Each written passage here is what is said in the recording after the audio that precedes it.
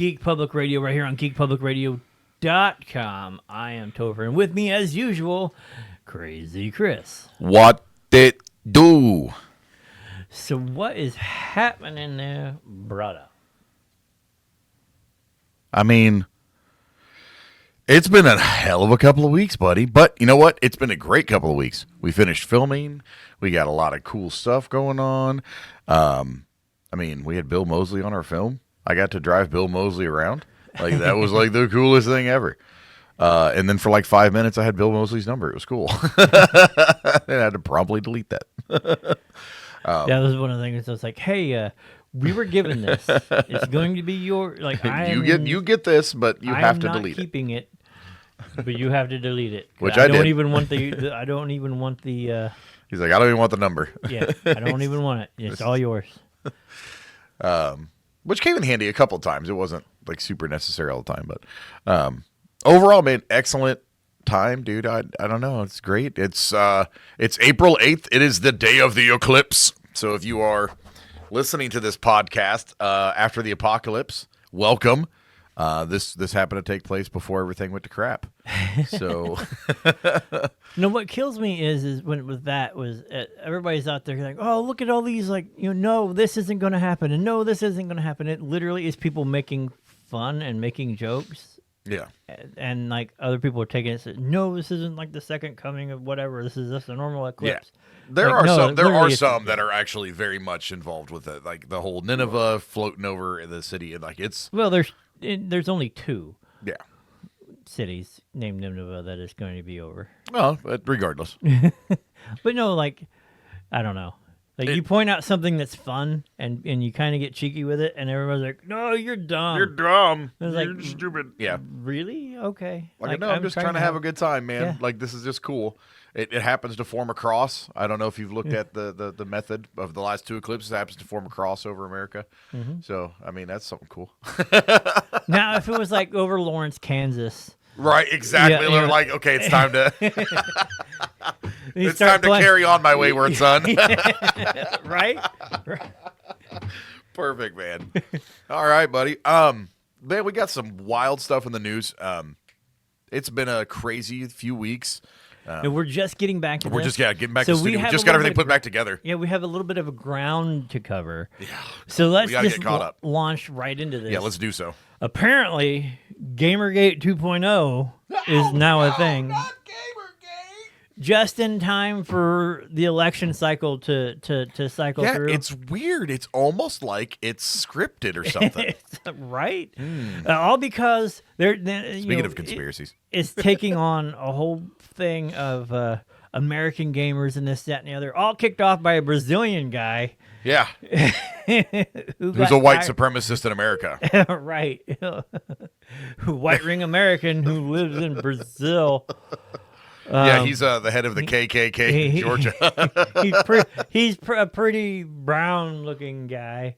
What was it, that dude from the Proud Boys who just ended up being a Fed anyway? But well, like the whole head of it is like he's like a brown Hispanic Cuban. Dude. Yeah, Cuban. That's it. He's a Cuban dude. It's a white national supremacist group, but their president is a Cuban. Yeah. That's like you can call them a lot of things. They're not. No, they're not a white supremacy group. It's okay. But anyway, so the first thing that caught my attention was this article by The Verge. Oh, this ought to be good. Right? There's definitely no... It kicks off the thing saying the return of Gamergate is smaller and sadder. Then why are you writing about it? Right. It says a group of gamers has mobilized a harassment campaign against Story Consultant Company, marginalized developers and journalists in protest of what has been seen as forced diversity. You know what my favorite part about this article is? What? After having read the whole thing? Absolutely nothing. No. No. This is my favorite. This is by Ash Parrish. She's a reporter who has covered the business, culture, and communities of video games for 7 years. Previously, she worked at Kotaku. Well, no wonder. I was trying to figure out where you're at so I could show it on the screen. This was published on March 18th of 2024, so we are definitely behind the times a little bit. But 0 comments Well, no, like because nobody's the point of this stuff. Look, I don't Anyways, so this know. Frustrating. it's stupid. I hate everything about this, from the launch of the fact that it's from The Verge to Ash Parrish being a former member of Kotaku. Everything about this, I've read these articles, I've seen these articles. Everything about this seems like forced BS. We're gonna go over it. Yeah, no, but it is forced. This is so bad. It is forced. This is so bad. So, like I said, The Verge, they're talking about like, that Sweet Baby Inc. is at the center of all of this stuff. Those who don't know, Sweet Baby Inc. is a consulting company who Quote, unquote. helps get your ESG scores higher for video games that you produce. If you ever wondered why Alan Wake 2 is more about the female side character Saga than it Anderson or whatever her name is, rather than the main character that's Alan Wake. Yeah. They're the reason. If you ever wondered why Kratos is a soft little pansy boy in Ragnarok. Well, I was going to say, like, if you wanted to know why Mary Jane in the latest Spider-Man movie looks like a 35-year-old divorcee that smoked 10 packs of cigarettes a day, it was because of companies like this who literally take, characters and say, no, you can't make them pretty. You can't do all this stuff. It's not realistic, and all the pretty girls are out here sitting around going like, I have no representation. I mean, to be fair, they do. They're in magazines and stuff like Right. that. But even that culture space is being invaded too. But this is the whole thing. Like, of course, Korean and Japanese games don't give two shits. No, not at all. They're like zero. They're like, how can we put less clothes? How do we have? No, hold on. Like, this is even worse because this is like their whole culture is how can we put less clothes on a 15-year-old? Right. Like, it's weird. Yeah. I am sorry, but single-handedly, I swear to you, Japan is responsible for the downfall of Western civilization, art, medium, and video games. Well, Just I mean, the end. That's their payback for Hiroshima and Nagasaki. Right. I can't even be mad at them. I want to be mad. But they started sending us tentacle stuff, and I'm like, this is our fault. But man, playing some of these video games, like I played Tiny Tina's Wonderlands, right? Borderlands is one of my favorite series, and I enjoyed the game. So please understand that don't misunderstand what I am saying. And it wasn't even a gripe. I thought it was kind of funny. They included a gay skeleton. Right? Yeah. But it felt kind of trite. It didn't feel like it fit into the story. It definitely felt forced. Right. And I mean, that's a lot of it ended up being kind of funny the way they did it. Like they made it a story, and the story ended up being funny. Right. Which keeps in spirit with Borderlands, but it did not feel like it 100% just came out of nowhere. Because there have been mentions of like cross-dressing people. They've made incest jokes in Borderlands. Like, it's always been really irreverent comedy. About like the video, like, well, this is why they call it piss flats, or piss flaps, right? But my point is, it's always been very irreverent comedy. Right. The inclusion of a gay character isn't irreverent. That's mainstream. Yeah, like if you wanted, that So you it felt can't be forced. you can't be punk rock, Right. And support Walmart. If you were literally, if you can't be punk rock and support the main narrative of the thing, like right. That's counterculture is counterculture. It's Right. counter to the culture. Right now, the culture is being built by large conglomerate corporations like BlackRocks, your Walmarts, your Hollywoods. And I'm sorry if you guys are following anything that Hollywood has to say. You're an idiot. Like, Right. just point blank. I mean, that's the dumbest human being imaginable listens to what a celebrity has to tell them. Yeah, the Sorry. the den of pedophilia. And all Right. the other That's what I'm saying. Like, you should take zero advice from those people. Like, zero. Like, none. Like, if they tell you that the sky is blue, you should argue with them. But yeah, so they weren't. The Verge wasn't the only play. The Week kicked off. Yeah, the week did. They're even on BBC has released some of this stuff on here, man. Yeah. So like, and none of it is big.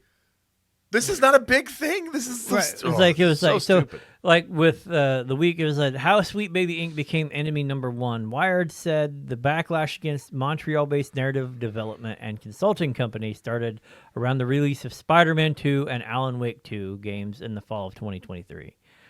Sweet Baby Inc.'s social media comment section was overrun by hateful comments and all of this other stuff. Welcome to the internet. Yeah. So like everybody's talking about this stuff, and then like no one actually has final say of the game, yada yada yada. But if you have Sweet Baby Inc., who literally had somebody go, "Hey, if you're in a marketing company of all of these people of a game company, and you're not having there's not DEI or any of this stuff, you need to go to the people, your bosses, sit down with them and say, be prepared for a backlash, be prepared for this. Right. People are going to do that. They literally browbeat and bullied companies. companies. And then turned around and said that that's not what they did. They said, no, we did the opposite. We told them that they should consult with their employees who stood to receive the most backlash from angry gamers who are not being represented. Yeah, literally went in and told people who they didn't browbeat them and bully them. They said if you don't do this, you will be browbeaten and bullied by a bunch of people who don't make decisions for you. Right. By your what do they call that? Stakeholder capital or shareholder capital, stakeholder capitalist. Stakeholders. Yeah. No, it's unreal. The point of it is hey, people who are not going to buy your game anyway are going to be upset with you. Right. And cause problems. Because your character wasn't you didn't a black, include gay, trans, upside down, freaking pineapple, cross species, cat that came from Mars with umbrella pants and 3 brains and 2 penises and a vagina. Just those people don't play video games. Right. And those people that do play, good for them that they do play video games. That's great. But when your entire creativity centers around your identity, I don't particularly care what you have to say about how my video game should play. Right. Period. Right. And it's not me attacking anybody, but your creativity extends to how can I make myself the most ridiculous version today? And so they're talking about how all of this hatred and stuff was spilled out towards whatever after, this company browbeat and extorted, basically, use extortion to get into these companies. They turned around and started a campaign. Members of the staff at Sweet Baby Inc. started to harass a lowly guy from Brazil, I think, who started a curated list on Steam. It's literally how it started. Yeah. He didn't say not to buy them, not to do anything, to boycott, none of that. He literally said, hey, if you wonder why games suck, here's a list of games that this company has had a hand in. And look at all these games that happen to suck. Yeah. And he was like, just so you know, they've had their hand in this. And what's funny about that is him pointing this out this is what's caused all this ruckus and attention, right? Because which people caused death threats to him, which has caused and to Sweet Baby Inc. too. Let's be fair on the other side of the coin. They are also receiving their harassment, but when it gets back to they started, they're the ones that came after him, and literally the people who turn around and are firing back. Oh yeah, it's like walking up to somebody, punching them in the face. They turn around and swing on you. And then their friends swing on you because you sucker punched them. Well, and now they're at fault. You're the victim because look at all of these people. That's how they play the game anyway. But here's the deal. And anybody that's listening to this, I want to be very clear. We do not condone, support online bullying, harassment, period, the end. Don't do that. You're a child. On either side. On either side, period. If you can't have the debate like an adult, then don't have the debate. If you can't keep your emotions in check, don't have the debate. If you can't separate yourself from your argument, which a lot of people cannot do, which is why they can't debate to begin with, don't have the debate. You're allowed to be fired up. You're allowed to be passionate. You're allowed to believe in something. That's totally okay. All those things are protected under the First Amendment. Don't harass people, Sweet Baby Inc. It's more like a like when it comes down to a lot of the stuff, it strikes me that not like it, a lot of people have not had to have arguments face to face, Not in a long time. and It shows. some of the stuff that has been said from Sweet Baby Inc. that started the whole thing would have ended up with somebody punched in the mouth Yeah. if they would have said it in person. No, 100%. Like, there is a whole comfortability of not having to deal with the consequences of you running your mouth. And I want this to be said too. Like, people might be upset about the way that I'm feeling about this particular issue, but these are people who wanted me to die because I wouldn't get a vaccine. Right. So excuse the F out of me for not having a particular lot of empathy for those types of people. I don't care. I don't. Right. It's real hard to have that conversation with somebody and pretend like I give a crap when I don't. You wanted me and my kids, by the way. You wanted my kids to be taken away from me, and you wanted me to die. So, sorry, not really particularly interested in having sympathy for you because a bunch of online trolls decided to make a group attacking you for pushing your woke ideology. Well, no, they didn't attack. Oh, That's yeah, the thing. that's okay. It You're right. literally- You're right. They are confining it within their group. They're not even attacking them. Right. Literally just said, hey, here's a list of all of the games. Supposedly. Here is a list of all of the games that we have found Sweet Baby Inc. has been a part of. And look how the common denominator happens to be they suck. Yeah. Well, certain aspects of them suck. Like, literally.